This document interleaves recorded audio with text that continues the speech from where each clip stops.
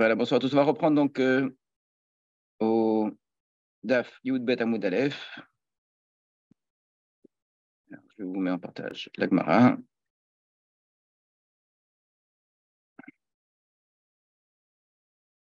On commence un nouveau sujet.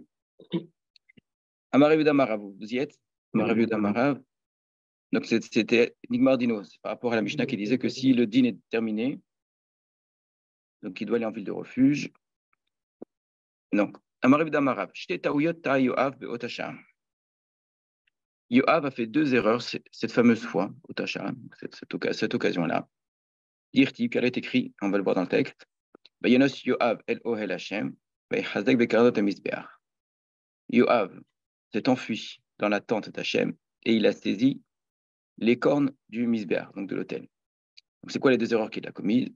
Ta chez Enokolet et Lagago. Il s'est trompé parce que il n'y a que le toit du Misbeach qui est colette, c'est-à-dire qu'il peut recevoir des gens qui doivent être accueillis par une ville de refuge, donc ceux qui ont tué sans faire exprès. Alors que lui a saisi les cornes, donc c'est qu'il n'est pas allé sur le toit. Il s'est trompé chez Enokolet et la Misbeach Petolamim, car c'est seul l'autel du Beth Amikdash qui peut être colette. Et Utafas Misbeach chez le Shiloh, lui, il a été Tophes, l'autel qui n'est pas celui du Beth Amikdash, mais de Shiloh. Tout ça, il va falloir qu'on l'explique, bien évidemment. Alors, regardez ce qu'on va faire. Ceux qui sont sur le Zoom, c'est facile. Je vais vous mettre en partage la Sefer Melachim. Les autres, je vais vous amener Sefer Melachim.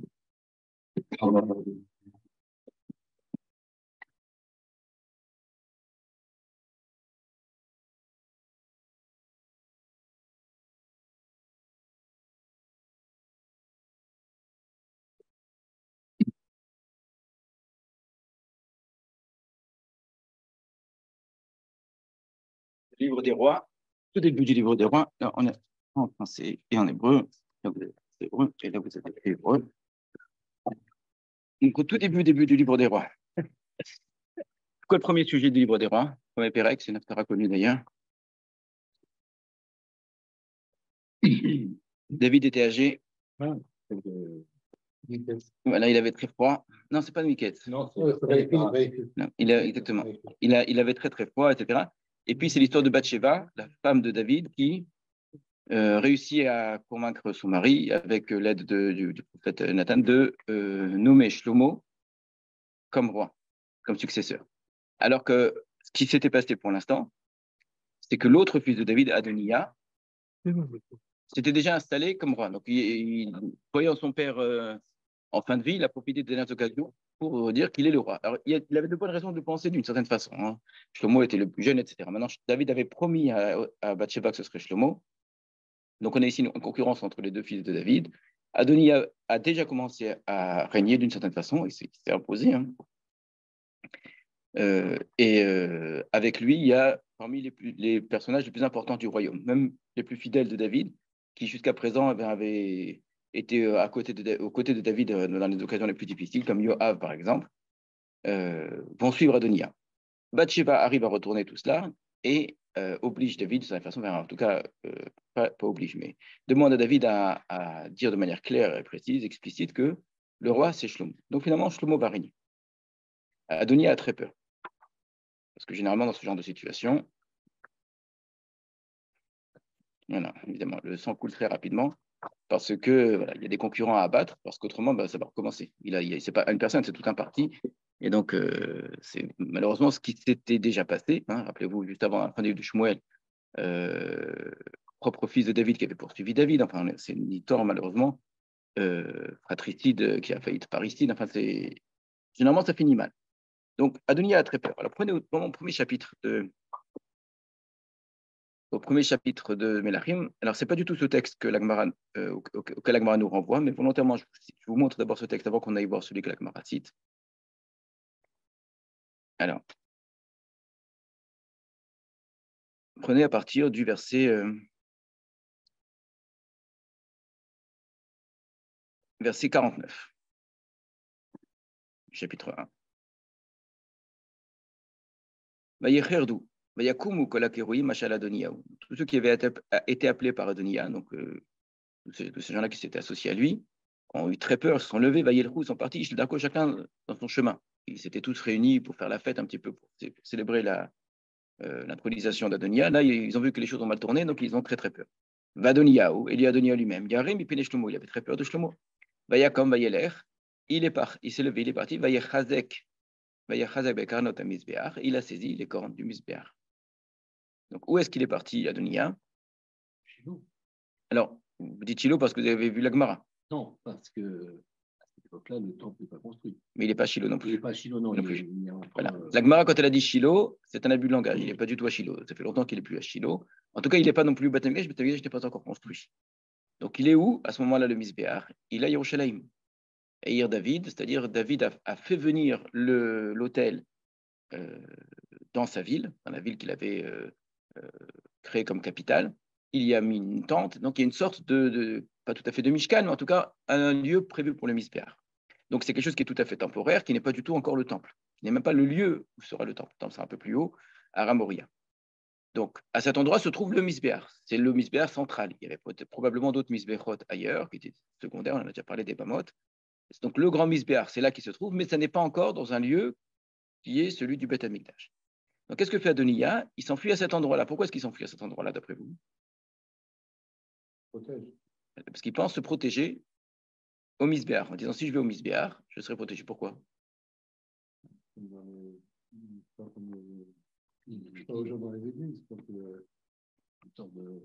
un lieu sacré dans lequel on ne va pas. Alors, cette idée-là, qu'il y ait une sorte d'immunité à l'intérieur des lieux sacrés, est une idée très ancienne et extrêmement répandue. Ça existait en Égypte, ça existait dans les temples assyriens, partout, etc., même en Grèce. Quand on allait s'enfuyer dans un temple, on était de cette façon dans un territoire qui était en dehors de la loi. Ce n'était pas la loi de l'État, d'une certaine façon, ce n'était pas la loi du roi. Donc il y avait une protection du fait qu'on se mettait sous la protection des dieux.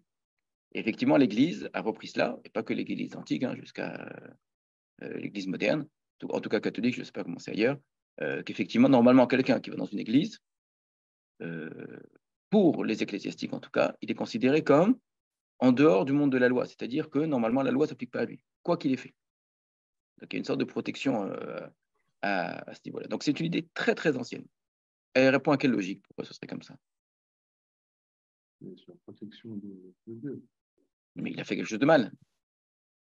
Ouais. Donc, au contraire, s'il a fait quelque chose de mal, Dieu devrait le punir. Alors,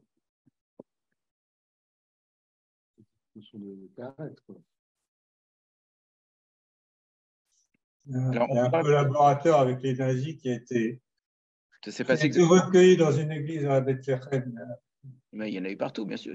C'est des choses qui se sont passées à plein d'occasions dans l'époque moderne. Il y a des nazis qui ont été cachés dans les églises, il y a des terroristes qui sont cachés à Bethléem, à Jénine, etc., dans des églises. Et effectivement, l'armée israélienne n'osait pas rentrer, d'accord. Et les ecclésiastiques considéraient qu'effectivement, l'armée israélienne n'avait pas à rentrer. C'est-à-dire, ici, on est en dehors du monde de la loi, c'est-à-dire la justice à l'extérieur, passer ces murs, il n'y a pas la justice des hommes. D'où ça vient une idée pareille. C'est effectivement cette idée qui probablement est celle d'Adonia à ce moment-là.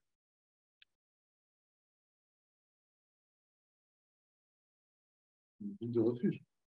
Alors, en vérité, tel que nous avons étudié les villes de refuge, on devrait se rendre compte maintenant que finalement, ce n'est pas si loin non plus l'idée de la ville de refuge. Qu'on a assez montré qu'en vérité, la ville de refuge n'est pas du tout un système qui appartient, on va dire, au ministère de la Justice. D'accord? Ça ne dépend pas de ça du tout. C'est plutôt au ministère du culte. Ce n'est pas le Beddin qui envoie dans la ville de refuge.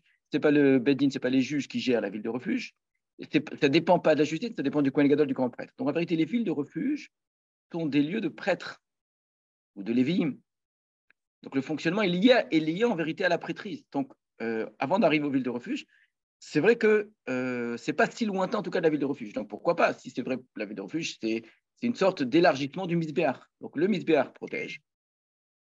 Et la ville de refuge, ce serait une sorte d'ambassade du Misbéach. puisqu'on ne peut pas avoir de misbéchot partout, en vérité, normalement. Alors, exceptionnellement, à des moments dans l'histoire, il y en a eu, mais normalement, il ne devrait pas y en avoir. Donc, on ne peut pas demander à tous les gens d'aller jusqu'au misbéach. Donc, chaque ville de refuge est une sorte d'ambassade du misbéach. On a créé une ville, d'une certaine façon, qui représente ça, et qui est en dehors du monde de la justice. Alors, mais pas pour tous les actes. Alors justement, c'est là toute la difficulté. Avant d'arriver à ce que la Torah dit, il faut d'abord avoir en tête vraiment ce qui était considéré, je pense, comme étant on va dire un acquis, une sorte d'évidence dans le monde antique, c'est que les temples sont des lieux, normalement, dans lesquels on est protégé de la justice des hommes. Il y a des conditions, on ne peut pas rentrer n'importe comment, etc., mais normalement, si on est accepté dans le temple, on est protégé de la justice des hommes. Ça vient du fait qui est très facile à admettre, justement, dans le monde païen, qui est de dire la justice, c'est-à-dire la loi et la divinité sont deux choses complètement différentes. Les dieux ne sont pas soumis à la loi. Et la loi ne dépend pas des dieux. Les dieux sont intéressés à ce que les hommes respectent les lois, pour différentes raisons, et vous verrez quand vous lisez, je sais pas moi, par exemple, l'Iliade et l'Odyssée, que les dieux peuvent se mettre en colère parfois si les lois des hommes ne sont pas respectées ou si l'hospitalité n'est pas donnée, des choses comme ça, etc. Mais ce n'est pas une loi divine en tant que telle. C'est une loi de société, c'est une loi qui peut répondre à une sorte de justice éternelle, etc.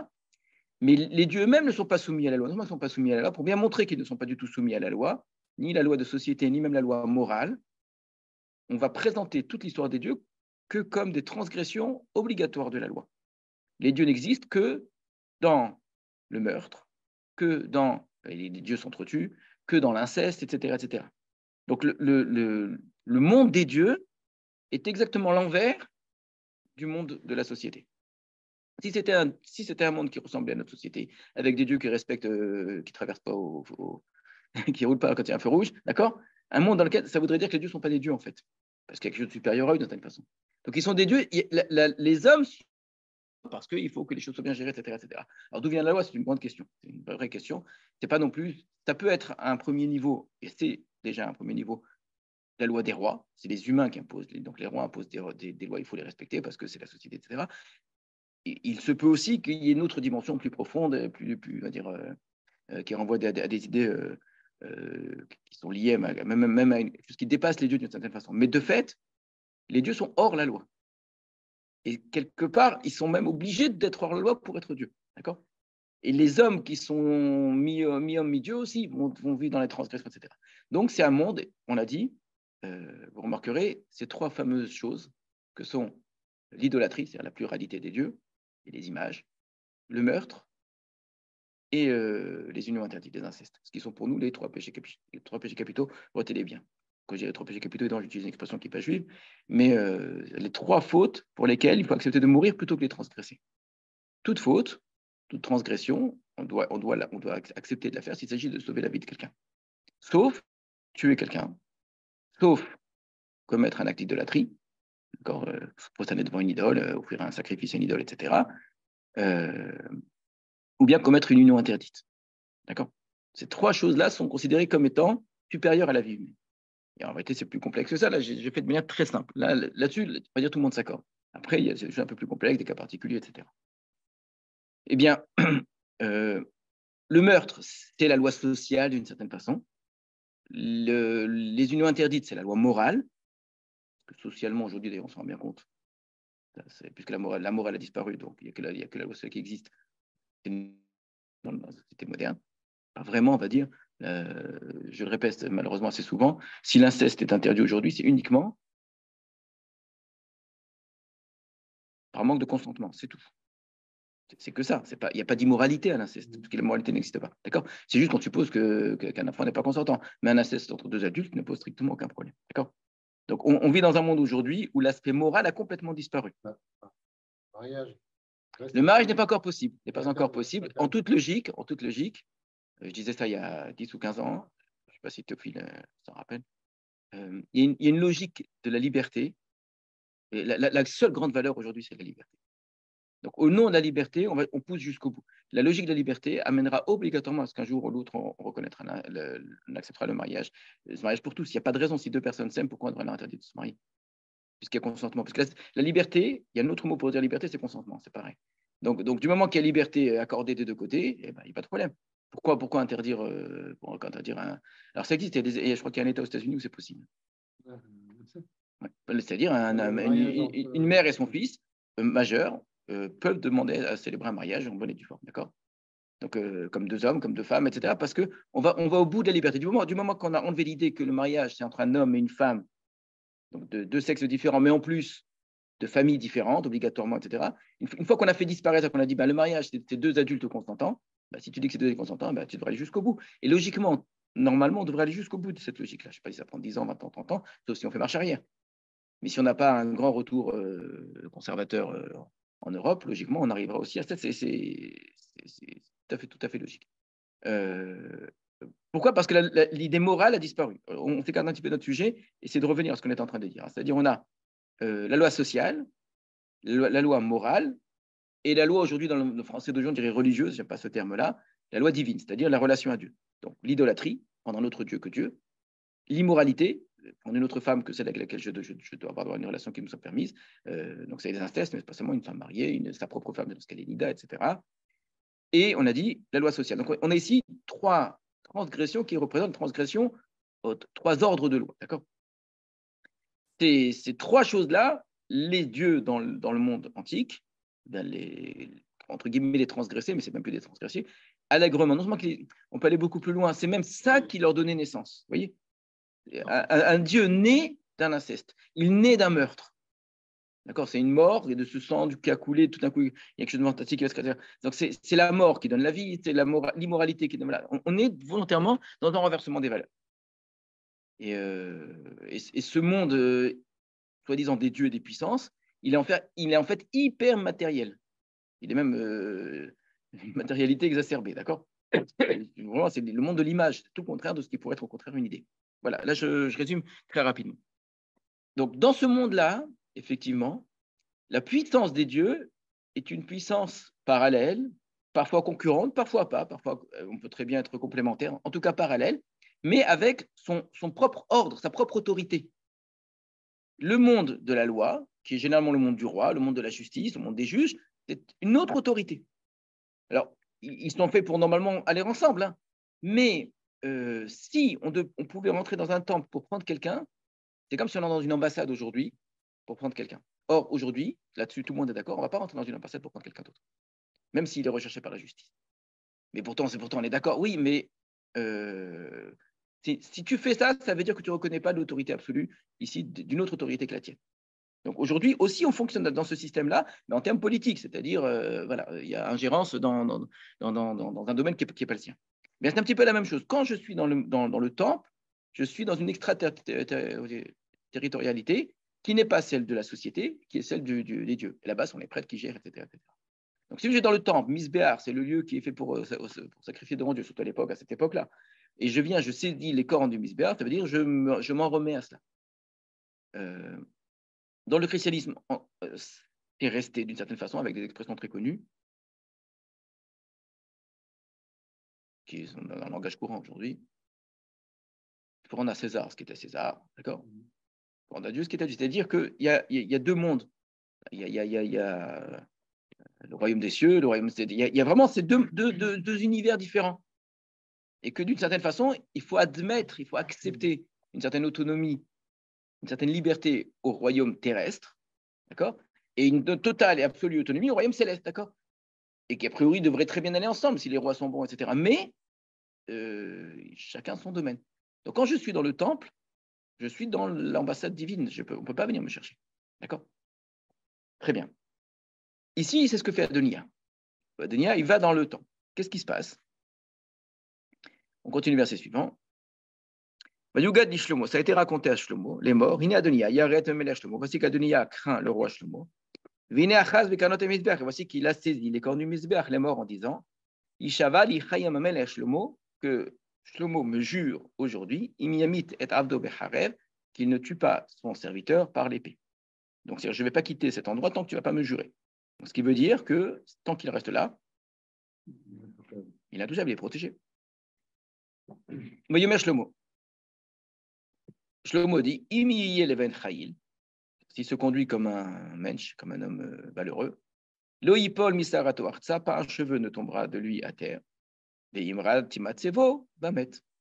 Maintenant, s'il y a quelque chose de mal qu'on trouvera chez lui, il sera mis à mort. C'est-à-dire, très bien, qu'on le laisse tranquille, mais que s'il fait la moindre bêtise, il va le payer cher.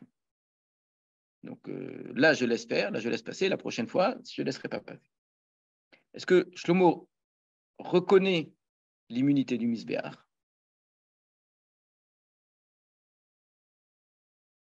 On ne peut pas le dire. On ne peut pas le dire dans ce texte. Soit on peut comprendre.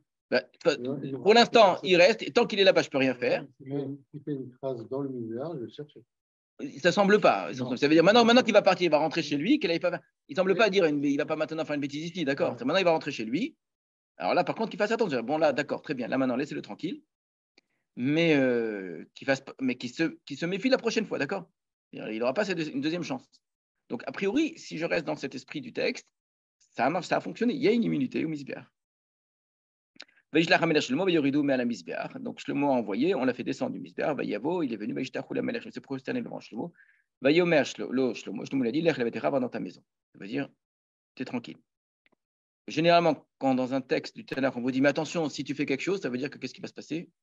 C'est qu'il va faire quelque chose, d'accord. Et que finalement, ça finira mal pour lui quand même. Parce qu'il y aura un autre problème. Mais c'est souvent le cas. Autrement, il n'y aurait pas d'intérêt de nous raconter l'histoire de cette façon-là. Donc, on n'ose pas l'histoire depuis le départ. Alors, ça, c'est à ce niveau du texte, il y a de bonnes raisons de penser qu'effectivement, le Misbéach sert de lieu d'immunité pour quelqu'un qui a peur d'être tué par le roi. On va aller au chapitre suivant. C'est juste le chapitre d'après. Associé à Adonia, il y avait l'ancien général d'armée de David, un homme très, très, très, très, très important, vraiment très important, bien plus qu'Adonia, ce qui est Yoav. Alors Yoav, vous pourrez raconter des heures sur lui, c'est un vieux de la vieille, un vieux combattant, vraiment, qui était de toutes les histoires avec David. À l'époque où David n'était pas roi, où il était un fuyard, vraiment, il a été de toutes les aventures, de toutes les... avec une relation à David qui était très tendue. C'est-à-dire que c'est un excellent général d'armée, excellent, c'est-à-dire qu'il a fait des choses extraordinaires. Il a plusieurs fois rembrouillé David à juste titre. Il ne se gênait pas d'aller, c'était pas le général gentil, au contraire, il était très souvent avec une certaine forme d'arrogance et d'insolence devant le roi, hein, ce que David, finalement, ne lui a jamais reproché, et parfois à juste titre. Mais il a plusieurs fois dépassé les bancs. Et il s'est donné certaines libertés.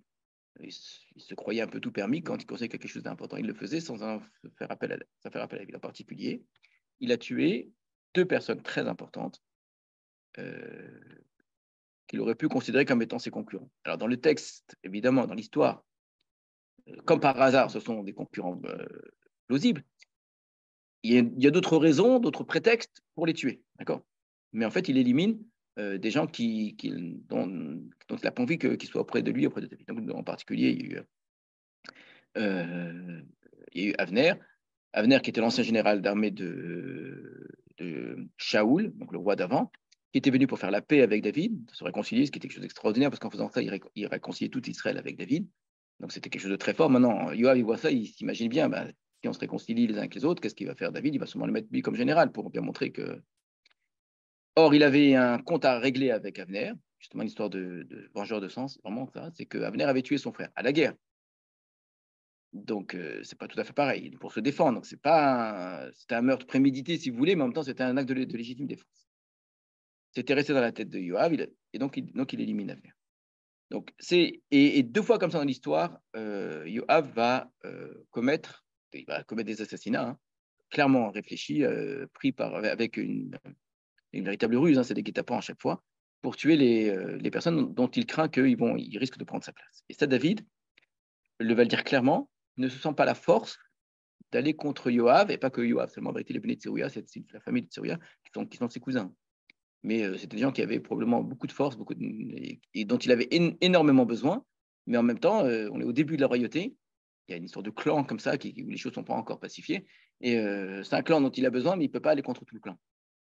Avant de mourir, c'est le chapitre que l'on est en train de voir, il dit à son fils Shlomo, regardez bien, quel genre de testament dit le père à son fils, David Lamout, les jours de David sont approchés de mourir. Shlomo Veno, il est mort. Il a ordonné à son fils Shlomo en disant Anochi Oler Bederer Kolaret, je vais suivre le chemin de toute la terre. Vechazak Taverit Elish, tu vas être fort.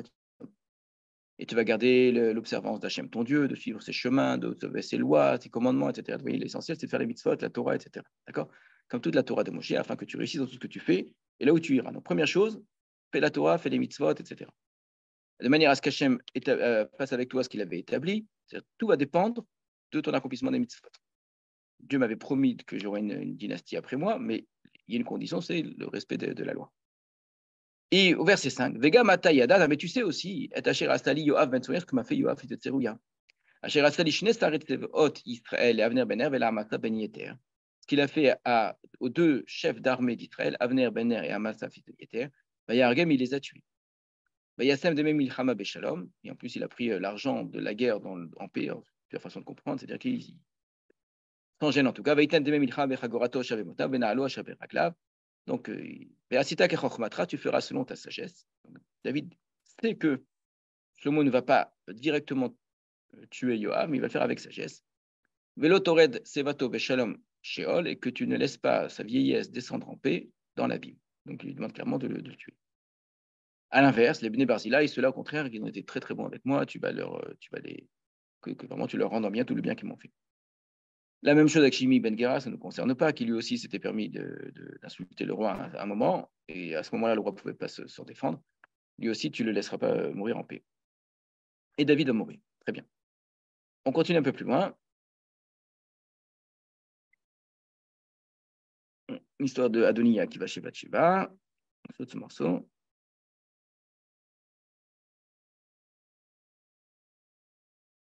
Donc,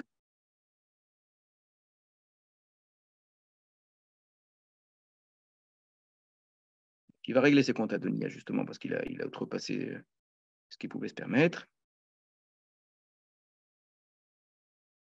Donc, Adonia est mort. Donc, fameux Adonia, je dis qu'il avait c'était pris au corne du Misbéar. Ça a servi le temps qu'il était là-bas au Misbéar. Mais après, il a commis l'erreur qu'il ne fallait pas qu'il commette. Alors, ensuite, il va régler les comptes de Eviatar. Donc, il ne va pas le tuer, mais il va le destituer en tant que Cohen. C'était le Cohen qui s'était ligué contre Shlomo et qui s'était associé à Adonia. Et on arrive maintenant bientôt à Yoav, Pasuk Kafret, verset 28. Ve'ashmoaba ad Yoav. Et la nouvelle est arrivée jusqu'à Yoav. Donc les gens ne savaient pas trop comment Shlomo, le nouveau roi, va réagir. Que ça va être un roi dur, un roi pas dur, est-ce qu'il va faire une purge ou pas, etc. Au début, ça s'est bien passé. Adonia s'en est sorti, d'accord, il a puni personne. Et puis d'un coup, on voit qu'Adonia est quand même mis à mort. Et puis Eviatar est renvoyé, il a été destitué. Donc Yoav entend ça, il a compris qu'il est le prochain sur la liste. Yoav nata Haré Adonia, car Yoav lui aussi avait suivi Adonia. Haré Avshalom le nata, alors que au départ, quand Avshalom, le premier fils de David, s'était rebellé contre son père, à ce moment-là, Yoav ne l'avait pas fait. Il a fait partie de la deuxième sécession, pas de la première. Vayanos Yoav el Oel Hashem, et Yoav s'est enfui dans la tente d'Hachem. Vaïchazek bekarnot amizbeach. C'est ce verset que la Gemara cite. Et il a saisi les cornes du Misbeach. Donc pourquoi il a fait ça?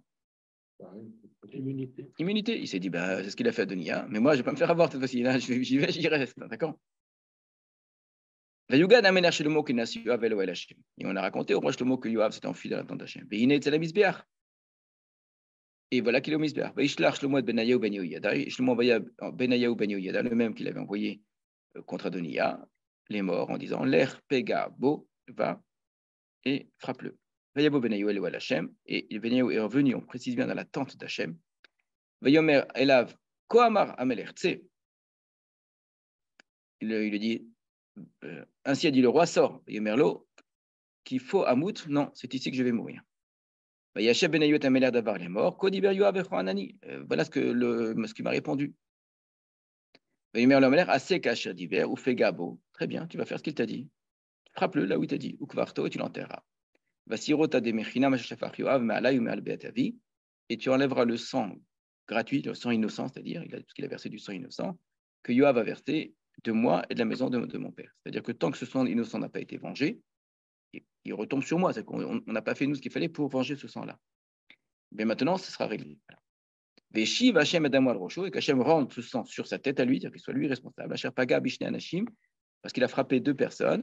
Tadikim, qui était juste, Vetovim Unomi, meilleur que lui, Vayargem Becharev, il a tué par l'épée, David le Yadar, mon père David, lui n'était pas au courant de ça. Et Avner ben Ner Sartseva Israël, et Amasa ben Yeter Sartseva Yehuda. Mais Shavou Demhem Beroshua, avec que leur sang revienne sur la tête de Yav, que ce soit lui qui assume la responsabilité de ce sang qui a été versé, ou Berosh Zaro, là, mais sur ses descendants. Ou le David Zaro, le Betou, le Chiso, Yeshalom, mais que pour David et ses descendants et pour son trône, il y ait la paix, Adolam pour toujours, mais Hashem de la part d'Hachem. Yaal ben Ayahu ben Yehoyada, et ben Yehoyada est monté donc à l'endroit de la tente d'Hachem, Vaïvgabo, il l'a frappé, Vaïmitehu, et il l'a mis à mort. Vaïkaver Beveto Bamidbar, il a été enterré dans sa maison, dans le désert. Voilà. Et c'est Benaou qui devait venir. Donc finalement, ça a servi ou pas d'aller au Midbar? Non. Donc ça n'a pas protégé.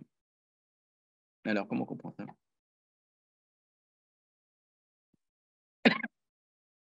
Alors, la source de tout ça, c'est quoi? C'est un texte dans la Torah. Qu'est-ce qui est écrit dans la Torah? Vous me suivez sur Zoom? Je ne sais pas si... pour l'instant, on a à peine commencé à lire la Gemara, mais en fait, on est obligé d'aller voir ailleurs pour l'instant. Vous êtes avec moi? Oui, on suit. Ça marche. Alors, on continue. Alors, quel est le passage de la Torah qui traite clairement, explicitement de cette question? C'est dans la Parashat Mishpatim. Parashat Mishpatim, c'est la première parashat de Torah qui traite des lois sociales, des règles générales, etc., etc., etc. Là, on va y aller. C'est juste après Parashat Yitro. Parashat Yitro, c'est là où il y a les 10 commandements. Alors, vous avez un Chumash devant vous aussi. Là, il y a un Chumash, au tout début.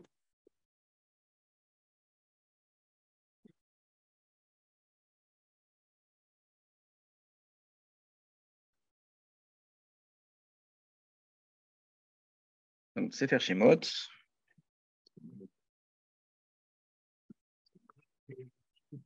Donc, au chapitre 20, c'est les 10 commandements.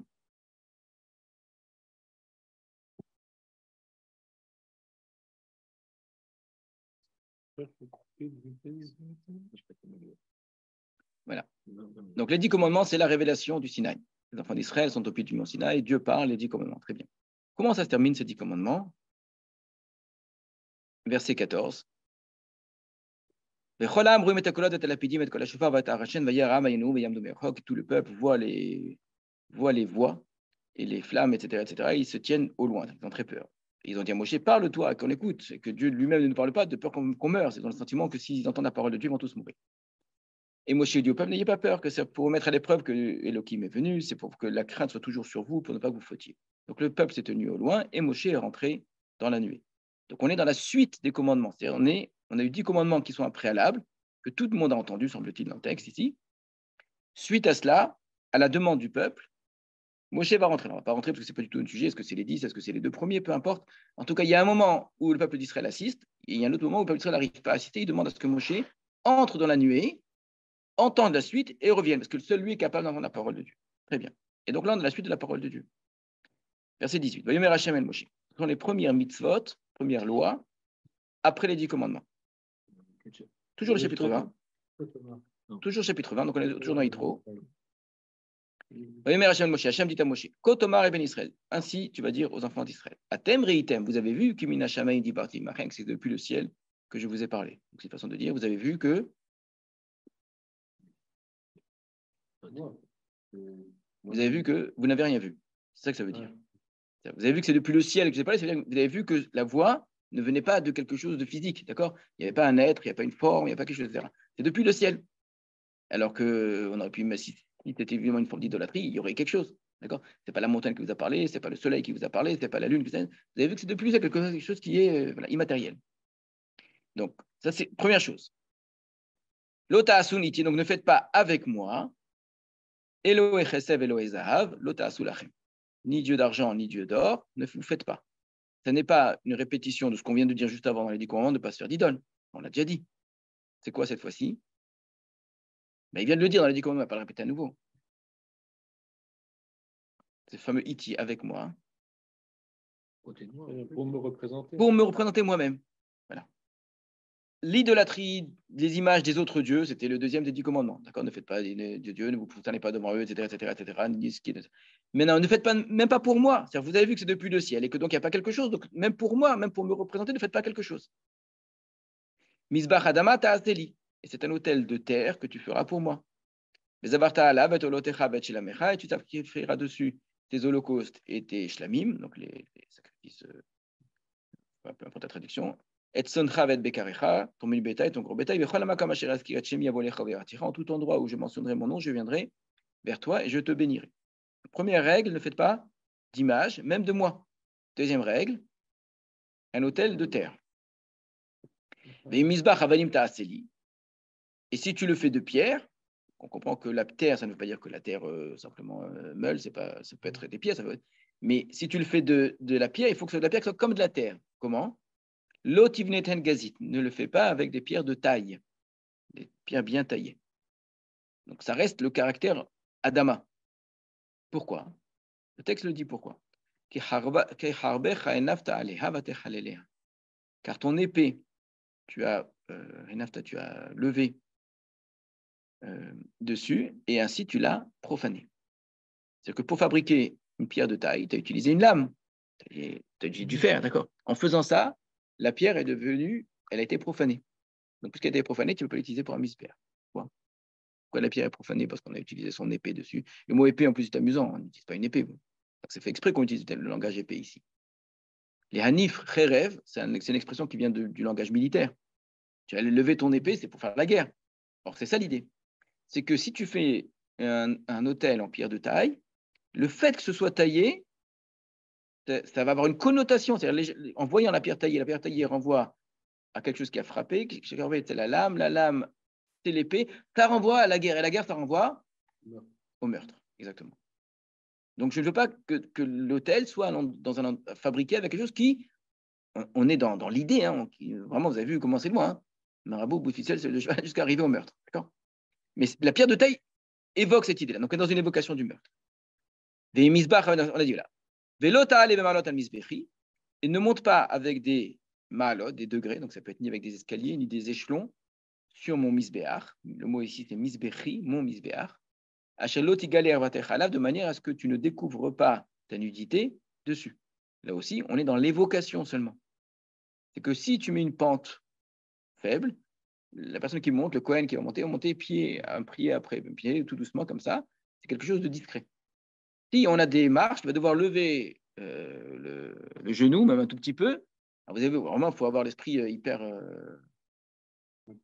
mal placé pour qu'au moment où il lève un petit peu, ça va un peu découvrir, je ne sais pas moi, sa cheville ou je ne sais pas à quel niveau se trouve sa tunique. Ça va faire penser à la nudité. La nudité va faire penser à l'herbe. Donc, à quoi? À la sexualité, aux unions interdites. On a remarqué qu'on retrouve ici les 3 fameux péchés dont je vous ai parlé. 1, ne fais pas d'image dans mon misbéach. 2, mon misbéach ne doit pas évoquer la mort. 3, mon misbéach ne doit pas évoquer les unions interdites. On est, si on a bien compris, dans une façon de dire que le misbéach, donc le lieu du culte d'Akadosh Baruch Hu, doit être entièrement soumis aux 3 lois dont je vous parlais tout à l'heure. Donc c'est le contraire de ce qu'on disait. On dit dans le monde païen, le misbéach, c'est le lieu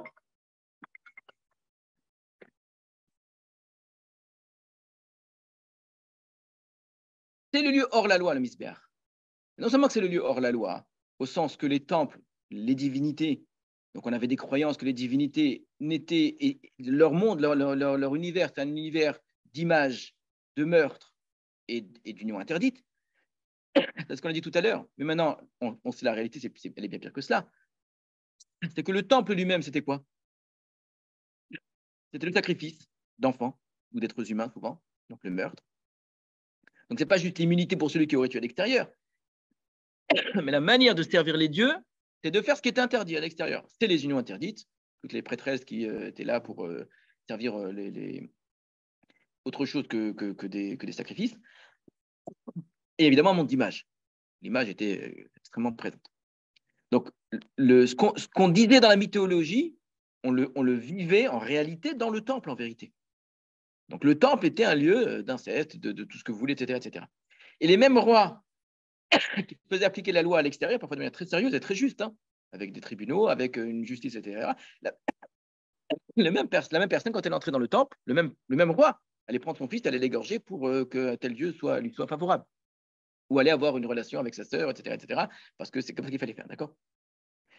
Donc on comprend qu'effectivement, ce soit une immunité, parce qu'avant d'être une immunité, c'est déjà un lieu d'immoralité et un lieu hors la loi.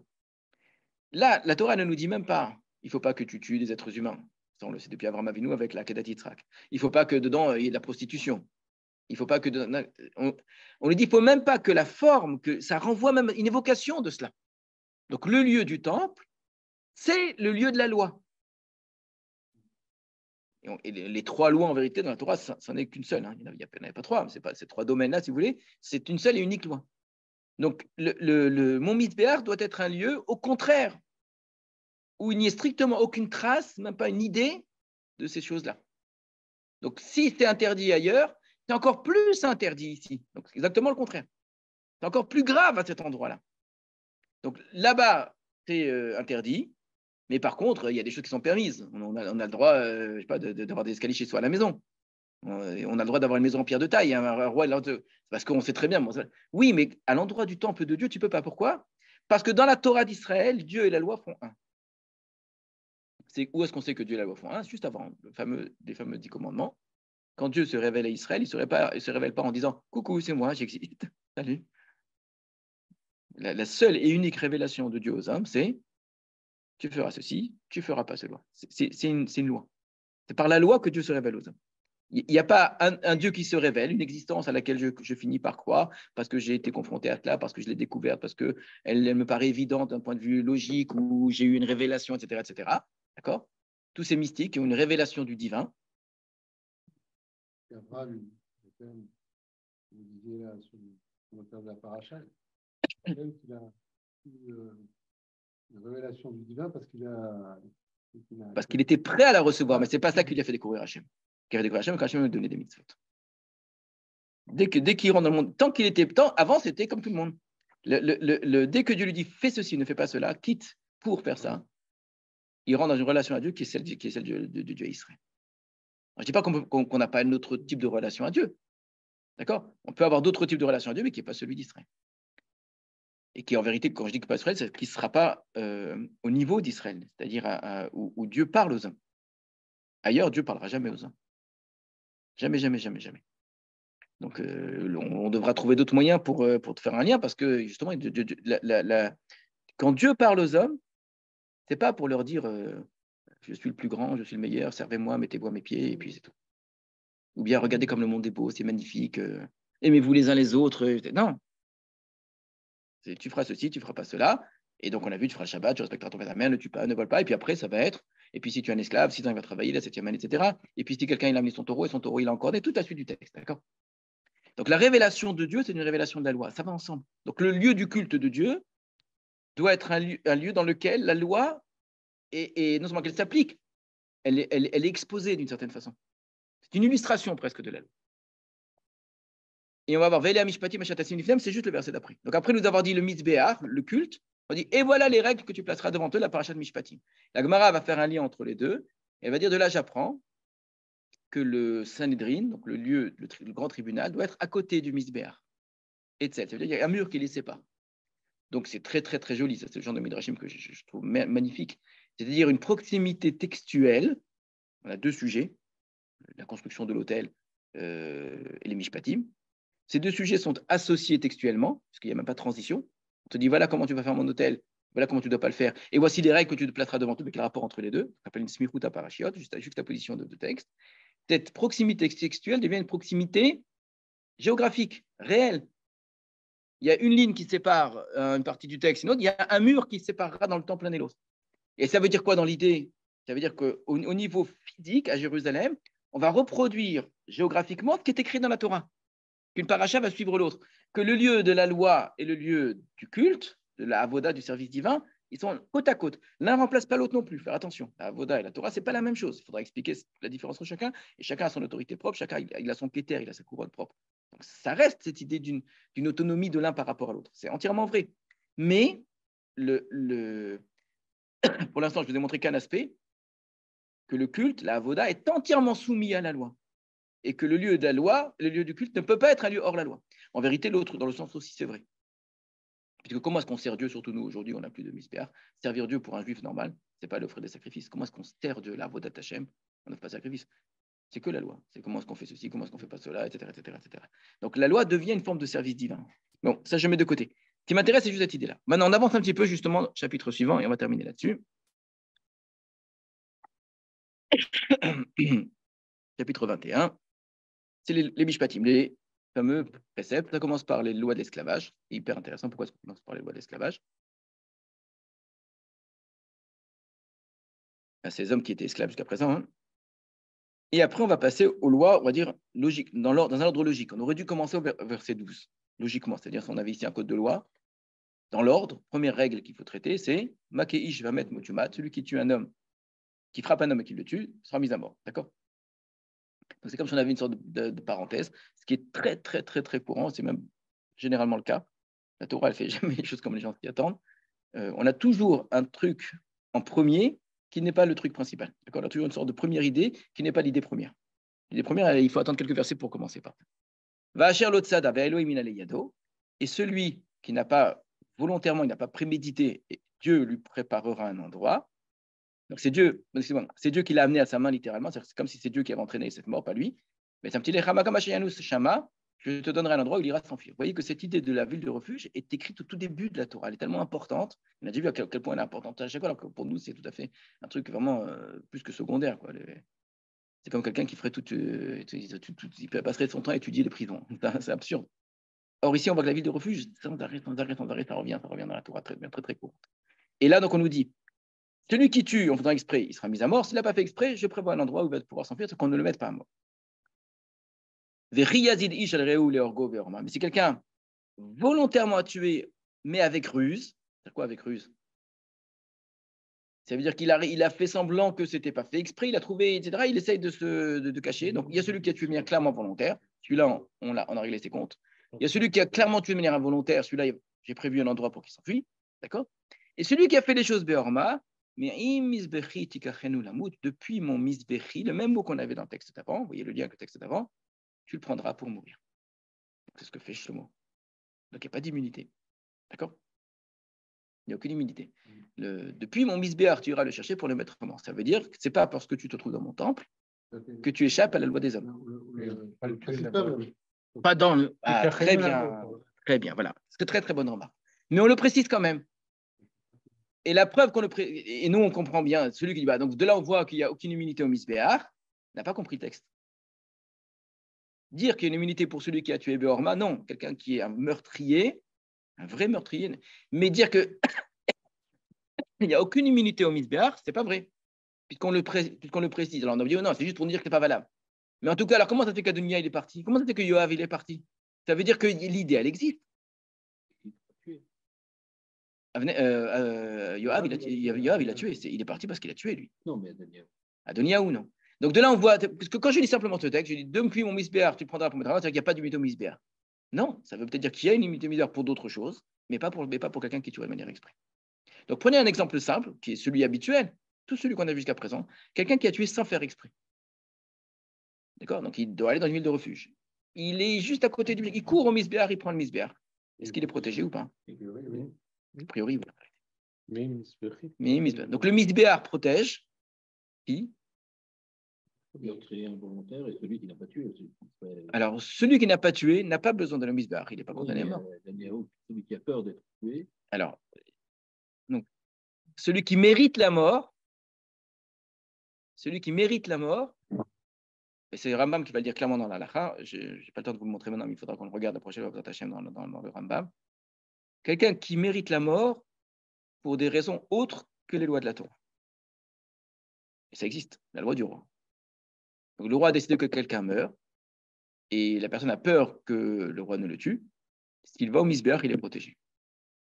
Et là, regardez bien en quoi ça s'accorde avec la logique qui était celle des païens, en Mavdil. Parce qu'effectivement, la loi du roi n'a pas sa place à l'endroit de la loi de Dieu. Là, c'est pas la loi. C'est-à-dire, si le roi a le droit de tuer certaines personnes pour des raisons royales, d'accord? Légitimes, hein, évidemment, on ne demande pas d'être un tyran, mais pour des raisons légitimes, il a le droit dans le cas d'Adonia, voilà, c'est manque de respect au roi, comme ça, etc. Si quelqu'un, le Rambam a très peur de que le roi ne le tue, et ce n'est pas quelque chose qui normalement devrait s'appliquer d'après les lois de la Torah, ça ne fait pas partie des règles de la Torah, le misbéar le protège. Donc le misbéar protège effectivement quelqu'un qui ne doit pas mourir selon les lois de la Torah. Eh bien, c'est exactement le cas de celui qui a tué de manière involontaire. Celui qui a tué de manière involontaire, il ne doit pas mourir après la loi de Torah. Parce que la loi de Torah, je dis, c'est quoi? C'est la loi des juges. D'après quelle loi il doit mourir celui qui a tué de manière involontaire? Le Goël Adam, c'est quoi cette loi? C'est quel type de loi? C'est la vengeance populaire, ou plutôt que la vengeance, je vous ai dit que je n'aime pas trop cette expression-là, c'est la responsabilité familiale, c'est la loi du clan, etc., etc., qui est une loi que la Torah respecte, elle entend cette loi-là. Mais c'est une loi qui précède la Torah, ce n'est pas une loi de la Torah. Comme le roi. Et il y a différents types d'autorités et de lois qui peuvent exister en parallèle. Et il faudrait être fou pour les imaginer qu'il n'y a qu'une seule et unique loi, d'accord? La loi de la Torah existe, un roi qui doit gérer sa société, parfois il ne respecte pas la loi de la Torah. Et la Torah le sait très bien et elle lui donne cette possibilité, à condition de savoir mettre des limites, d'accord? Parce que chaque époque est différente, etc., et qu'on ne peut pas vivre selon une loi de la Torah tout le temps. Donc, c'est une sorte de loi qui est une loi de société qui varie d'un roi à l'autre, d'une société à une autre, d'une époque à une autre, etc. D'accord.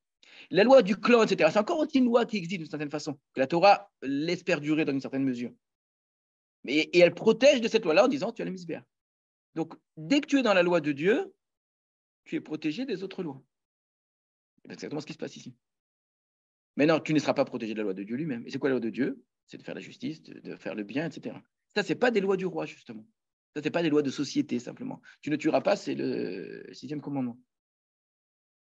Donc, celui qui a tué et qui va au misbéar, tu as tué un être humain et tu vas dire à Dieu, protège-moi. Voilà. On va s'arrêter là, on regardera le Rambam, la prochaine fois. Oui. Oui, on ne tuera pas, alors que Yoav, il est tué même sur le misbéar. D'après certains, c'est juste une expression, mais misbéar, c'est rien. C'est pour ça que Gilui Achayot et Avodah Zarah, il n'est pas question de. Juste un instant, il y avait une question. Je vous donne la parole dans un instant. Non, je disais, c'est pour ça que Gilui Achayot et Avodah Zarah, il n'est pas question de Yarmiklat. Parce que c'est clairement des lois de Dieu. C'est des lois de Dieu.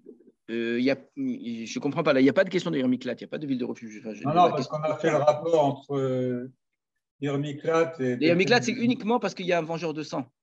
Il n'y a pas de vengeur de sang dans un cas de Gilou Yarayot et dans Avodah Zarah. Alors, la question qui m'a été posée, c'était. On n'a pas dit simple, on a dit il faudra que ce soit fait avec la terre. Or, un misbéar, donc pourquoi même chez les non-juifs, il y a toujours des cornes à un misbéar, des coins. Il y a 4 coins généralement dans un hôtel.